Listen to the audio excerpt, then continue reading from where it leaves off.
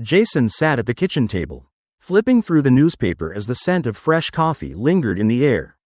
Across from him, Lily took a deep breath before dropping her bombshell. "I'm leaving you, Jason. I want a divorce." She expected shock, anger, anything. Instead, Jason barely glanced up, calmly turning to the sports section. "Is that all?" he asked, his voice void of emotion. Frustrated, Lily pressed on, demanding he take her seriously. Jason set his cup down, finally meeting her gaze. "I have nothing to say except goodbye."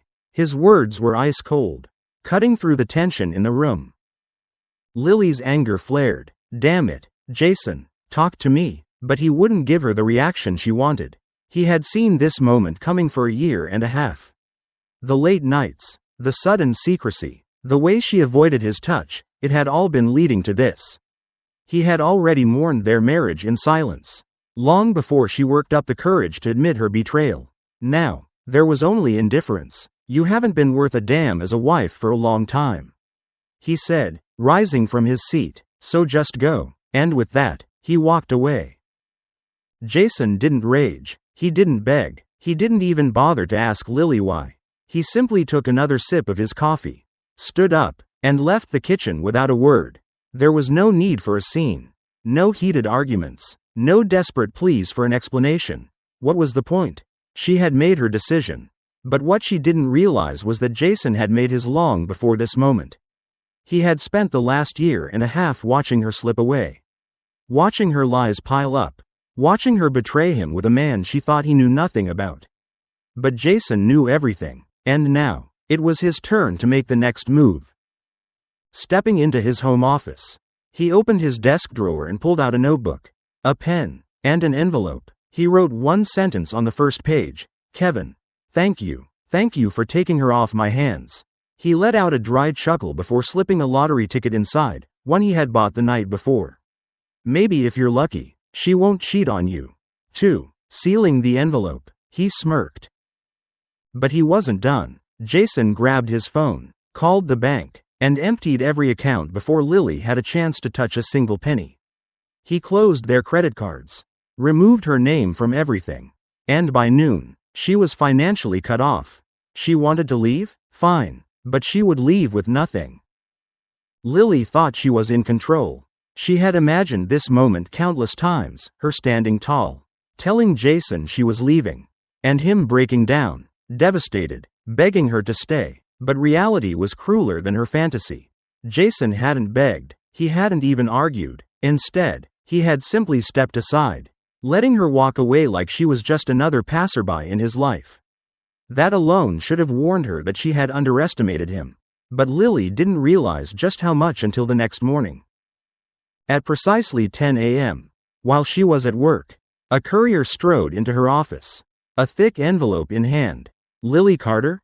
he asked, loud enough for her colleagues to hear. When she confirmed, he handed her the papers with a polite nod and left.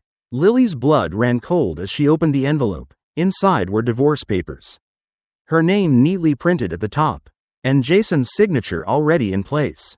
He had beaten her to it. Murmurs filled the room as curious coworkers glanced her way. A mix of shock, amusement, and pity flashed across their faces. Jason hadn't just agreed to the divorce, he had ensured that she was the one left humiliated.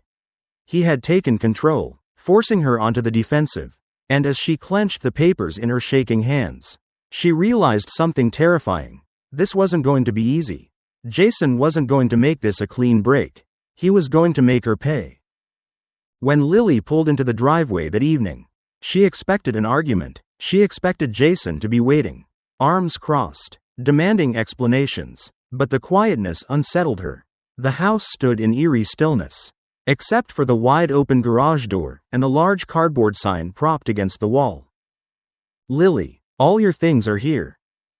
Her stomach dropped. She stepped out of the car, staring at the neatly packed boxes and suitcases stacked in the garage. Clothes, shoes, makeup, even her jewelry. Everything she owned had been removed from the house with meticulous precision. Jason hadn't just kicked her out, he had erased her presence from his life like she was nothing more than an inconvenience. Heart pounding, she marched to the front door and jammed her key into the lock. It didn't turn. She tried again. Nothing. Realization hit her like a slap. He had changed the locks. Furious, she pounded on the door. Jason, open up. Silence. She grabbed her phone and dialed his number. Her hands shaking. He answered on the second ring.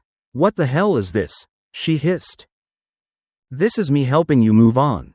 Jason said calmly. Everything you need is in the garage. Take it and go. You can't do this.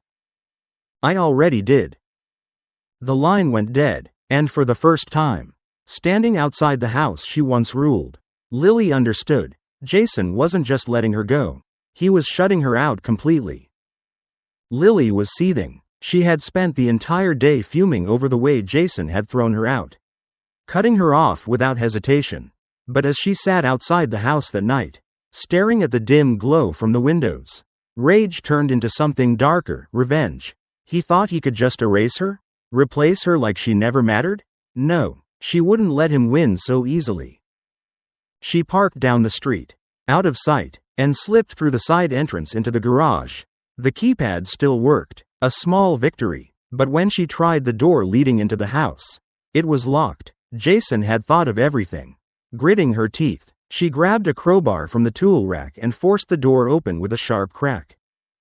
Inside, the house was immaculate, as if she had never lived there. That infuriated her more than anything. Marching into the kitchen, she grabbed plates and glasses from the cabinets and sent them crashing to the floor, the sound echoing through the empty house. Then she stormed upstairs, ripping Jason's clothes from the closet, throwing them into a pile on the floor. And then, with a twisted smirk, she did something unforgivable. She squatted over them and relieved herself. Lily thought she had won. She thought she had struck back. But she had forgotten one crucial detail. Jason had installed security cameras. And now, he had all the evidence he needed to destroy her. Jason returned home late that night, the weight of the past few days finally settling on him. But as he stepped inside, something felt off. The air smelled wrong. And then he saw it. The kitchen was a disaster. Shattered plates littered the floor. Broken glass glinted under the dim lights. Moving through the house, he found the living room in the same state. Lamps overturned, picture frames smashed, but the real damage was waiting for him upstairs.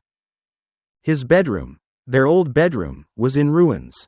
His clothes, once neatly hung, were now strewn across the floor, soaked in something foul. A slow, seething rage burned through him. But he didn't panic. He didn't even curse. Instead, he pulled out his phone, opened the security app, and rewound the footage. And there she was. Lily, wild-eyed and furious, breaking into the house, tearing through his things, and then, his jaw tightened, squatting over his clothes in a final, grotesque act of defiance. Jason exhaled, steady and controlled. He pressed a single button, send to Luke. His lawyer wouldn't need long to use this. The next morning, as Lily arrived at work, 2 uniformed officers were waiting. Handcuffs clicked around her wrists before she could even process what was happening. And as they led her out of the building, her coworkers whispering behind her, Jason was already sitting in his office, sipping his coffee, smiling at the sound of his phone ringing. Luke, it's done. The house was quiet again, just the way Jason liked it. No more tension, no more lies, no more Lily. He sat on the back porch that evening, sipping a whiskey as the night air cooled around him. The chaos was over, or at least, the worst of it was. Lily had been arrested. The restraining order was now permanent. And as far as he was concerned, she was nothing more than a name on old legal documents.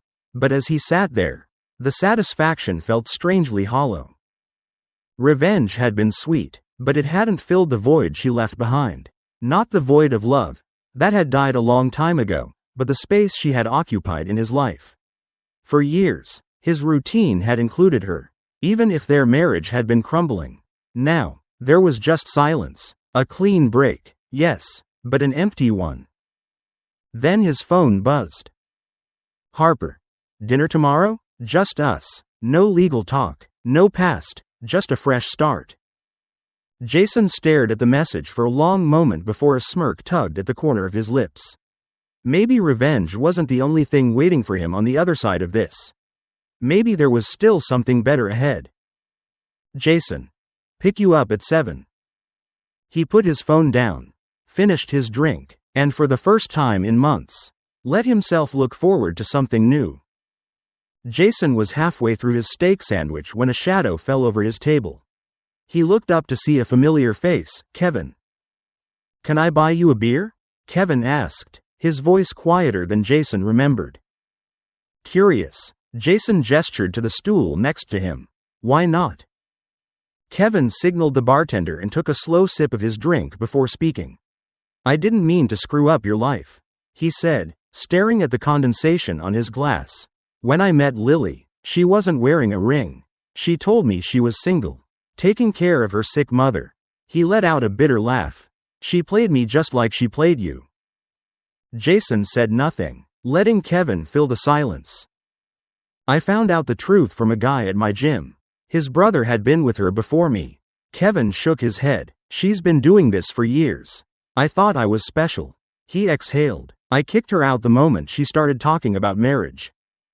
Then Kevin reached into his pocket and slid something across the bar. Jason frowned, picking it up, a cashier's check. "For what?" Kevin smirked. "That lottery ticket you gave me? It was a winner. Figured I owed you half." Jason stared at the check, then let out a quiet chuckle. Fate had a strange sense of humor. "Guess I should be thanking you," Kevin said, standing. "She's your problem no more." Jason leaned back in his office chair, staring at the check on his desk. The irony of it all wasn't lost on him. He had given Kevin that lottery ticket as a joke, a petty dig at the man who had unknowingly stolen his wife. And now, months later, that same ticket had come full circle, turning into a windfall that Lily would never see a dime of. He smirked, shaking his head. Life had a way of balancing the scales. A soft knock at his office door broke his thoughts. Maria, his assistant, poked her head in. "You look like the cat that just ate the canary," she teased. "Lunch that good?" Jason chuckled, folding the check and tucking it into his wallet. "You could say that." His phone buzzed. A message from Harper. "Harper. Nursery's almost done. You coming home soon?" Jason's smirk softened into a genuine smile. Home. The word felt different now, lighter. No more lies. No more betrayal. Just a fresh start. A woman who truly cared about him. And a future filled with possibilities. He grabbed his keys. "Lock up when you leave. Maria, I've got somewhere more important to be." For the first time in years, Jason walked out of his office with no baggage, no regrets, just a full heart, and a damn good life ahead of him.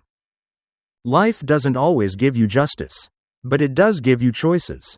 Jason's story is a reminder that revenge may feel satisfying, but true victory lies in moving forward with dignity. In today's world, people face betrayal in relationships, friendships, and even careers. The key is to act with strategy, not emotion. Protect yourself financially. Take control of your own narrative. And never let someone else's actions define your future. Healing isn't about getting even, it's about building something better. When life closes a door, don't waste time pounding on it. Walk away, lock it behind you, and open a new one.